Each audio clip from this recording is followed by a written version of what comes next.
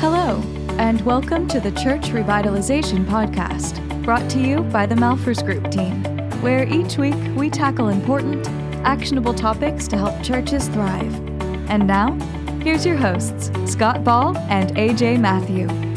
Hey, welcome to episode 72 of the Church Revitalization Podcast. My name, as always, is AJ Matthew, and there on the other side of the screen is Scott Ball. And look at that, a bonus third person on the episode today, Josh Fortney. Say hi, Josh. Hello. And that's all that we get from Josh for now, because I'm going to tell you who he is. Josh is a pastor at Spring Creek Church in Garland, Texas, and has been a friend for a long time now. He and his lovely wife, Melissa, have 2 kids and are doing ministry there. There's a picture of him on the wall even. The reason Josh is on with us today is because he is also one of our guides at the Malfers Group, and we're so excited to have him on the team. And we now, at this time of the year, are going to be introducing you to all of our guides and a little bit about what they're passionate about in ministry. And today's title is a lot of fun because Josh is a lot of fun. It's Make Church Fun Again. So that's what we're going to be chatting about today, is having our ministries not be something that we don't look forward to, that we don't every day feel like church, or that especially the people in our churches feel like church is just this drone, this dead drum that just gets beaten once a week. And instead, we should be finding the joy and the fun in doing ministry every day, even through the tough things. And we're going to unpack that today. Josh, man, we're so glad to have you. Man, I'm so glad to be here. It's such a fun podcast. And so I thought I'd pop right on and join you guys. Already starting out fun. Yeah, yes. You and I are both in Enneagrams 7. So for those of you who follow the Enneagram at all, know that 7s like to have fun and like to explore new things. But I'm a 7 wing 8. So it's like serious fun for me. Like, yeah. And you're a 7 wing 6. Is that right? If I had a wing, it'd probably lean that way. But overall, right. I'd say I'm a wingless 7. You are. Yeah, you're like as pure a 7 as I've ever met. So again, yes. if you don't know the Enneagram, this will make no sense to you. You could just Google it. But Josh just like loves to have fun. But not in like a reckless way or a way like meaningless fun, but meaningful fun. And so again, I love this topic because it really aligns with your personality, but also because I think the problem, Josh, is that a lot of people who work in church aren't having fun, especially after the year that we had in 2020, which was kind of a bummer year. It's hard to have fun, but I think also philosophically, a lot of people think that maybe you shouldn't have fun. Mm-hmm. And so maybe to get this started, before we went on air, you were telling me about sort of like a personal core value that you have, and maybe start with that and kind of share with us what that personal value is as it relates to fun, and also why you think that's so important for ministry. And one of our family values is serious fun, and we believe that that'll strengthen our marriage, it'll strengthen our parenting, and it'll spill out into every relationship that we have.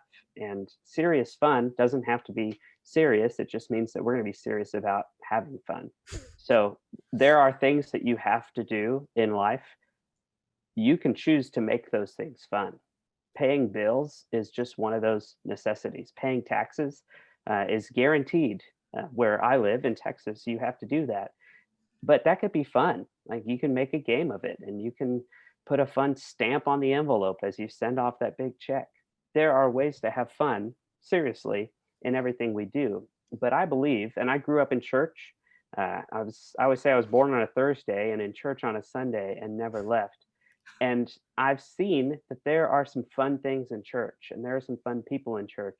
And then over time, as things get more difficult, the fun kind of wanes and kind of drifts, and fun turns into chore, turns into daunting, turns into just something I have to do. Okay, I have to lead this Bible study. I have to prepare a message for this weekend. I have to set up a set list for worship, and all these have tos are really miserable. And I don't believe that God calls people to misery. as ministers. I think Mm-hmm. there's seasons of pain and seasons of struggle, um, but we're seeing that churches aren't necessarily fun, and it's not all churches, and it's not all the time. But so many churches have just got in a rut and a cycle of repeating the same thing over and over and over again, so that pastors and ministers aren't having fun in what they do. They aren't exuding a joy about the opportunity and the calling that they have. So if they're not having fun, how can they expect a volunteer to have fun, a Yeah. non-believer to have fun? That's such a good point. I see so many of the pastors that we work with many times. They've been at the same church maybe for 20 years or 25 years, and there's certainly something satisfying about that kind of longevity. But at the same time, if the church is starting to decline and has been declining for 5 or 10 years, and they've been in the job for 20 or 25 years, so many times you look in their eyes and they don't want to be there. Right. But they also can't be anywhere else, and so it feels like a prison that they can't escape. And so some of our listeners might actually be able to relate to that feeling of almost feeling like I'm stuck here. This is Right. where Well, yeah. and I've heard a pastor say before, I can't retire because I can't afford to retire. Yeah. And I think if you were to say that to your boss, the board of directors, to a manager, they'd say, well, why do I have this person on my team if they're just here because they can't go anywhere else? Yeah. And that's, I don't want to resolve to, well, I settled in, this is where I'm going to be forever. But there's Yeah. a lot of excitement. I told Scott earlier that I ran from the call to ministry for years. All through high school, I kind of had an inkling. My youth pastor suggested it. My pastor's wife pulled me aside and just said, you should so be a pastor. And I was so scared and didn't want to do that for all the wrong reasons. And I told her, I said, every pastor I've met is old, fat, poor, and grumpy. And why do I want to aspire to that? Why would that be the goal for me to attain? And that's Yeah. just the pastors I knew, the pastors at my church, the pastors at my friend's church. So Wait a why? minute, just to clarify, you said this to a pastor's wife? Yeah. So you were saying that her husband was old, fat, poor, Right. and grumpy. Well, and in fairness, he's lost a good deal of weight. He's developed a healthy lifestyle. So, and she got it. She was on staff at a seminary, and she understood what I was saying, Right. and could relate. Like, yeah, there's a lot of churches that are real stuffy and crusty, and they need an infusion to remember what it is they do and why they do it. I can't think of any example in life in which humans are attracted to anything or anyone that doesn't have an element of fun or joy or hope in it. I mean, a life in Christ has these things. The church should reflect that. I mean, aren't we supposed to be, the body of Christ personified? And so why would we think, if in no other areas of our life do we seek out engagement in things that are sad or boring or tiresome, and we shouldn't expect that in the church, and we shouldn't expect our leaders in the church to portray it that way. Yes. And I call it the theology of Winnie the Pooh, because Winnie the Pooh has a friend and his name is Tigger too. And Tigger has lots of fun. And the wonderful thing about Tigger is Tigger's a wonderful thing. But then there's Eeyore, and Eeyore's just such a Debbie Downer, and nobody should want to just be around him because he's just always sad, always down. Yet still Tigger and Pooh include Eeyore as much as they can. And the church should be more like Tigger and Pooh, trying to bring in the Eeyores, bring in the people who don't know the joy around what they're doing. But we're more like Eeyore, I think, showing up on, hey, we're doing this same old thing that we've done. And it was really fun back in 2001. Right. So let's do it again. So Yeah. it'll be great. Well, that's okay. Yeah, I was going to say, this is a good pivot point here, because fun is kind of a nebulous term, right? Like, so we're talking about, hey, church should be fun. It should be fun. Why don't you tell us, what exactly does fun mean or look like in a church context? Yeah, and I would say there are some things that shouldn't be fun in church necessarily, but fun is creative programming, thinking through, what do we do? Because if you just roll out your calendar every year and change the year, but keep the programming the same, if it's not growing, if it's not creating new energy, if it's not reaching people, then it might not be worth your time and energy or your budget dollars. Whereas you could say, all right, who do we have? Who do we not have? And how do we utilize who we have to bring in who we don't have? And there are healthy biblical ways to program for fun. And your neighborhood may look different than my neighborhood, but there's some general fun things we can do. And when you do something different with a new energy, with a new joy, with a new excitement, people start to think, well, what's gotten into that church? Hmm. It seems like something new, and maybe I'll try them again. Or maybe it's time that we darken their door, or check out their website, because they'll show up. So I always tell my teams and other churches I get to work with that fun is this contagious energy around a task or a program. Mm-hmm. So there's just a lot of, I'm excited about this. And if you're the only one excited about something, it's probably not the right thing, or you probably need different people around you. Yeah. So there's something so fun about evangelism. Yeah. There's lost people who don't know, there's blind people who don't know how blind they are. Wouldn't it be fun if they could see? That'd be really fun. Wouldn't it be fun if they stopped chasing the dollar and started resting with a light and easy yoke? It's not a burden of following Jesus, but a joy of, I get to be a part of this. So Yeah.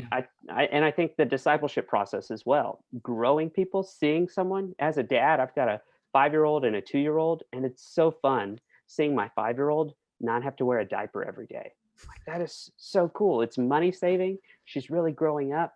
It's fun not to have to deal with all of that all of the time.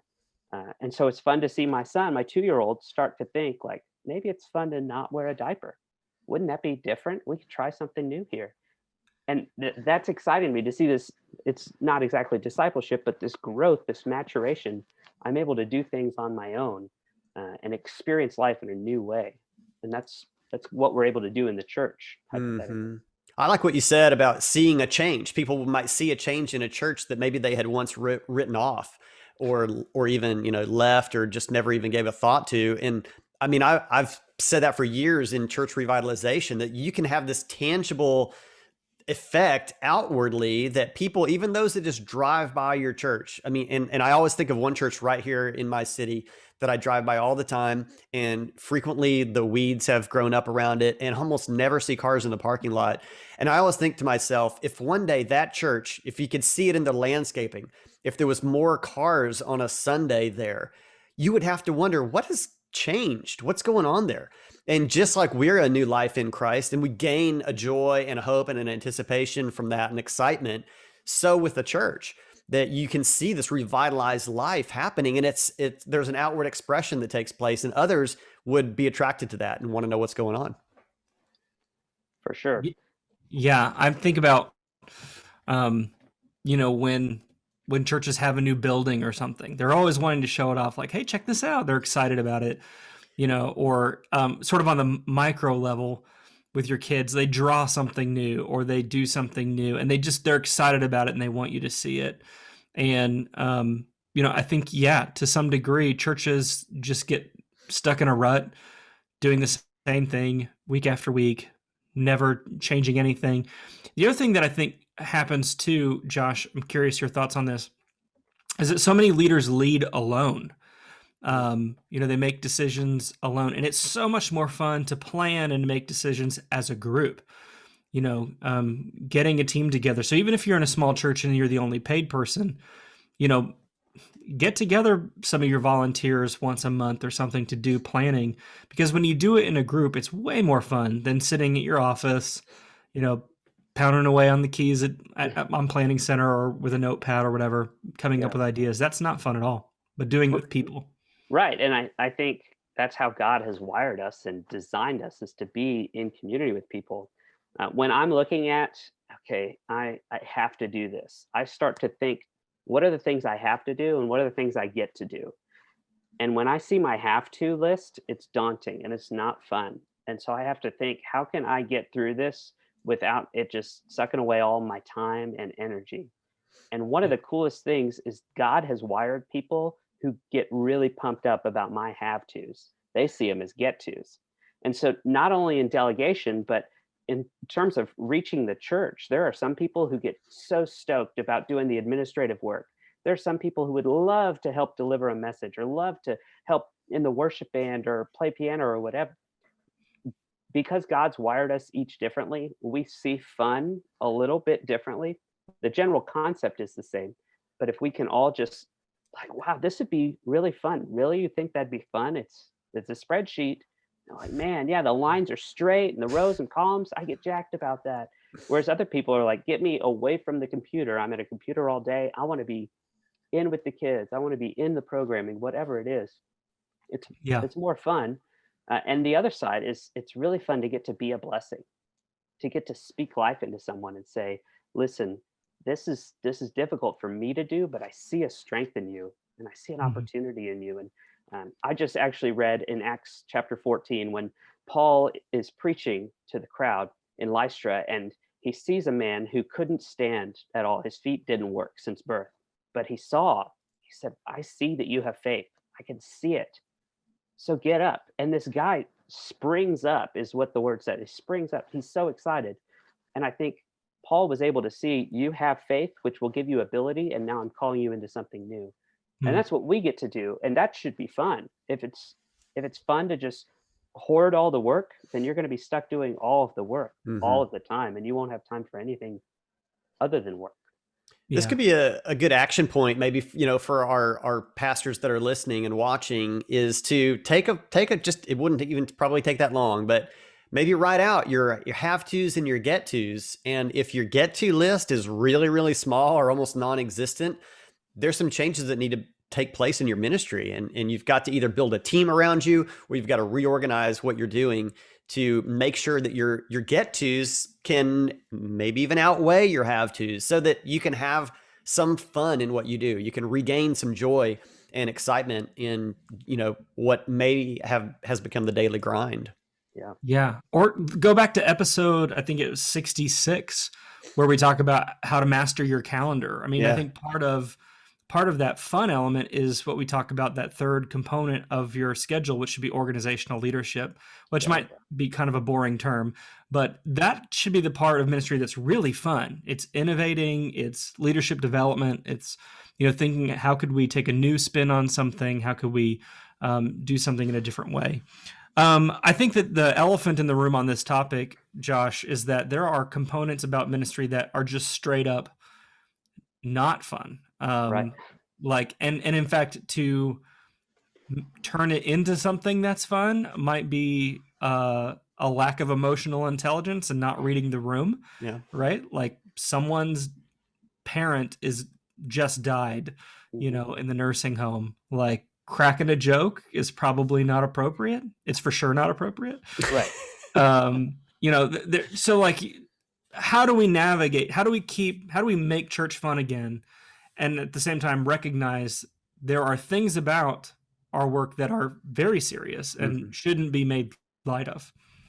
Right. And I think that's where your energy comes in, because you're not going to come in game show hosty to the hospice care and just, hey, guys. But I think you can recognize that as an opportunity. And if you see this, like, I'm not called to this type of work. I could never be a chaplain. I don't have the gift of mercy, whatever it is. But God's called me to this role or to these people. And so it's fun might not be the right word, but there's an opportunity for me to serve these people and feel their loss and feel their pain and ease their burden. And I think it should be fun to serve people.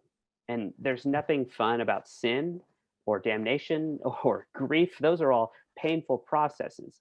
But the energy we bring of seeing that new opportunity for someone.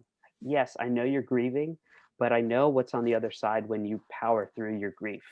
I've got a friend who leads grief share at several different churches. But when we saw him grieving, he could have really easily sat in there. His wife had passed away. His kids had died at younger ages, and he was all alone. And he could have sat in that grief, and we could have just said, it's not really fun to be around him, so let's not be around him. But instead, someone walked with him and said, hey, let's learn about this. What can we learn about Jesus through your grief? And what's the opportunity that you bring to the table? Because yes, this is painful. This is hard. perseverance is required of us, but joy comes in the morning. And so if Mhm. we can walk through this, you could be used by God to help people see that they're a new creation, that they have new opportunities, that there's new mercy every morning. And so, yes, we have a yesterday, we have a past, we have sin, we have damnation there, but there's newness of life that we get to walk into. And it's a process, and it should get you pumped in some way, or pumped to equip someone to say, hey, I can't relate to what they're going through, but I know your story. I'd love it if you would just enter into their conversation. And getting to Yeah. see you used by God is going to be really fun for you and really fun for me. Yeah, that's so well said. As you were talking, it was reminding me of 2 Corinthians 1, where Paul is saying, we don't want you to be unaware, brothers, of the affliction we experienced in Asia, for we were so utterly burdened beyond our strength that we despaired of life itself. I mean, Mm. this is Paul suggesting that he's, we might say suicidal in some Right. senses. Like, depends on your reading of it, but certainly Right. maybe not wanting to take his own life, but just not wanting to be alive anymore. Yeah. And but then he turns that into speaking of the God of all comfort and hope, and that your prayers, asking for their prayers that bring them hope, and the reliance on Christ who raises from the dead. And so I think you're right. I think if we're all Eeyore and we're sort of just in the sadness, we can add to people's depression, or we can turn them towards the truth about Jesus and the hope that we find in him, even when we are in despairing of life itself. Yeah, well, it should energize our evangelism because, I mean, we've all been to two different kinds of funerals, right? I mean, those of maybe a non-believer, even a non-believing family in which there is nothing but sorrow and sadness, versus the other that, they even call it a celebration of life. And though there's mourning, there's joy because there's a difference. There's a difference in those two situations. There's a difference in the understanding, and there's a difference in the reality. And so, I mean, that should drive us with some level of fun and excitement in evangelism in our ministries to make sure that one more doesn't end that way. That though that family is mourning and we can sit with them and we can cry with them and we can hold their hand, and eventually that will turn and they'll be thinking about the joy of the experience of that loved one now in the presence of Jesus, and how that is something to celebrate, and that those people then themselves also have that anticipation in the future to look forward to. So it really should help drive our ministry and evangelism. Yeah, and I think it's something that we get to bring to people. And so when we think about organizational leadership, when we think about self-leadership, if your version of fun is not everyone's cup of tea, you need to be able to give yourself time to do that. But for me, everything's fun. So I have to schedule time in a block where I can say, all right, I need to power through some serious stuff. Like some of this 20% work that I have to do, that I have to get done, and it's on me. I have to schedule that so intentionally, because the way I'm wired, fun is going to work. Like it's just going to ooze out of me, and it's going to be obnoxious to a point. And that point is, hey, if he's not getting anything done, it's not fun anymore. So I've got to be intentional there. But also, I could be a blessing to someone. I schedule about 2 hours a week where I'm just moving around, popping in. And I've learned there are some people I shouldn't pop in on as easily, but just saying, hey, how's it going? Have you seen this new TikTok, this new YouTube video? Did you hear this, the monologue on Fallon last night? And just sharing these moments of levity with people. And I've learned that it's actually built some pretty cool friendships with some of our staff and some of our volunteer, because it helps people to see, like, I consume a lot of the same content you consume. So I'm approachable, but also we have something we can relate on now, because I think laughter unites us, and we can there's the person you haven't seen in 20 years and you can say, hey, remember that time? Man, that was so funny. I think that's bonding, and those things can really boost us in ministry to continue down the path.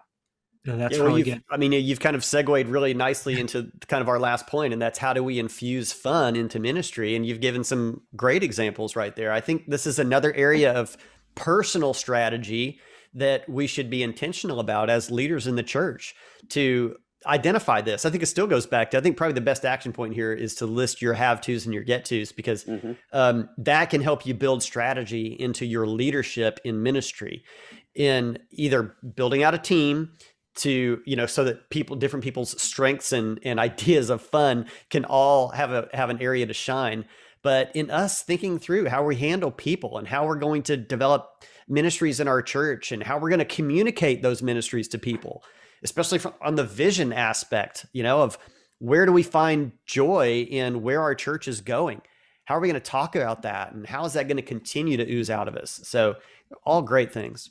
Yeah. So get real practical for us, Josh. How do we move from boring ministry to making church fun again?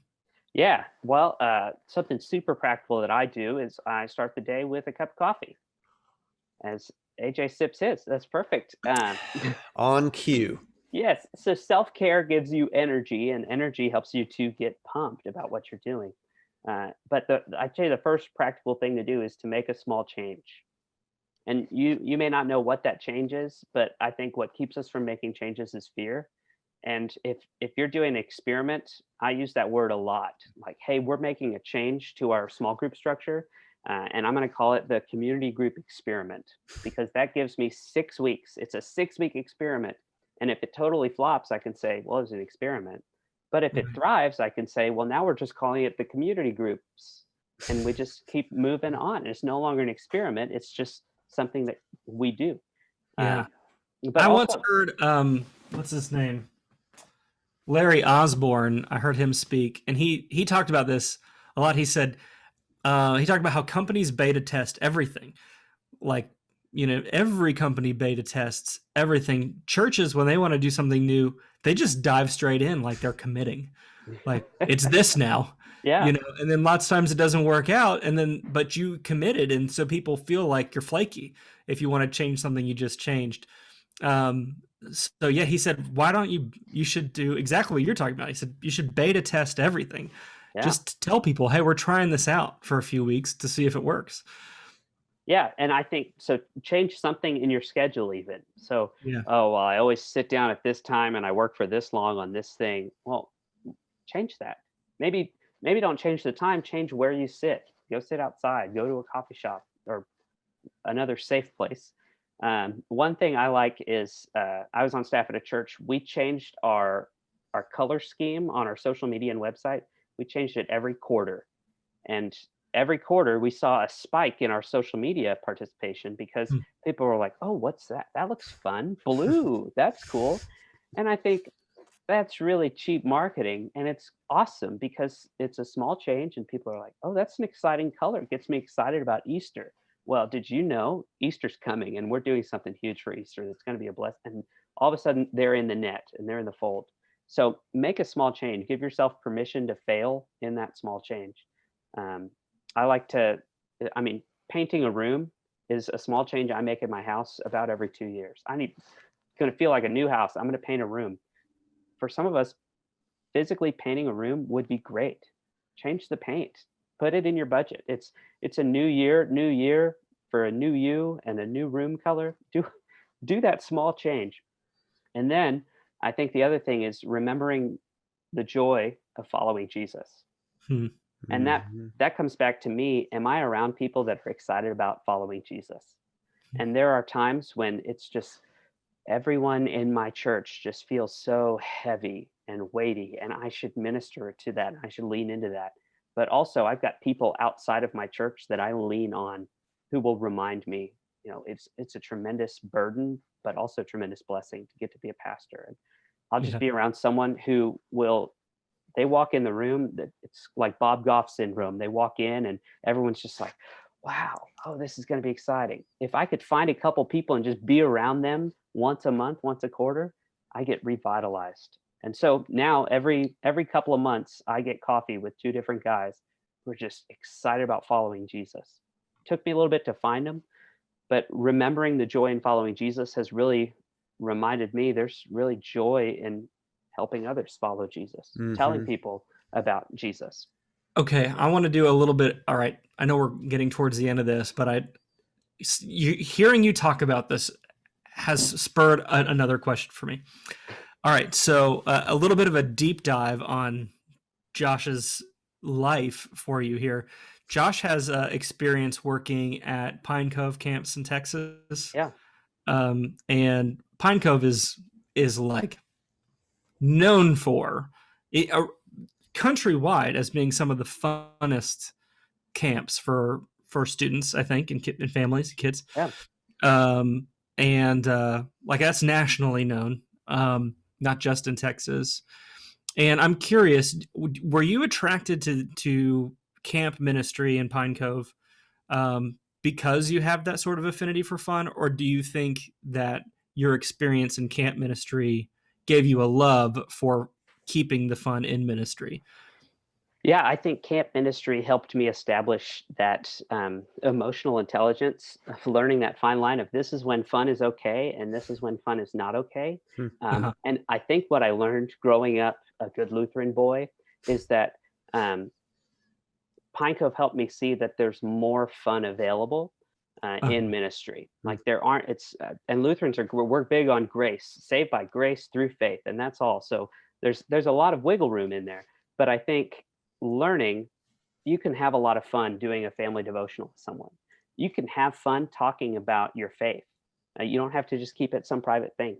These things we recite over and over, these creeds, these prayers, these confessions, you can change those a little bit if you want. You don't have to change a creed and change a religion, but you could change the tone of your voice. You could change where you say that. And so Pine Cove showed me like sitting at a meal can be fun. Because I mean, in 2021, if we're sitting at a meal with our family, with our friends, and there's a lull in the conversation, we're going to pull out our phones and just, let me keep scrolling. But instead, hey, what if I ask this one ridiculous question? And then people are like, oh, it's kind of ridiculous. Would I rather have... Like, would you rather be a unicorn or a dragon? Yes, exactly. Do you want spaghetti fingers or sausage toes? Or what would you do if I gave you $50 in quarters and you had to spend it all in 1 hour? Like, where would you go? How would you do that? Stuff like that. I think I learned that fun is more okay than we think it is. And fun is an intentional step of saying, this moment, this conversation, this relationship, this place will be more memorable if we're more intentional about creating a memorable experience. Yeah. Well, this was a great talk. I love that we've reintroduced this to people of making church fun again. And I hope this will also be a springboard, or even for us here at TMG, to just talk more in these terms in our weekly podcast and in our work with churches. And Josh, we're so thankful for your ministry and just glad to have you as a part of our team. We're looking forward to all the work that will come out of what you get to do with churches and infusing some fun as you do it. Yes, I'm excited about the ministry of the Malphurs Group and this revitalization that can come to really bring health to a church, because fun is healthy. Yeah, absolutely. Well, you can actually read, Josh wrote the article for this week. It's at malphursgroup.com/72, just the number 72. So malphursgroup.com/72. You can read what Josh had to say about making church fun again without all of my commentary about camp ministry, and share that with your leadership team and get them excited about church again as well. Thank you so much for tuning in to this week's episode of the Church Revitalization Podcast, and we will see you next week.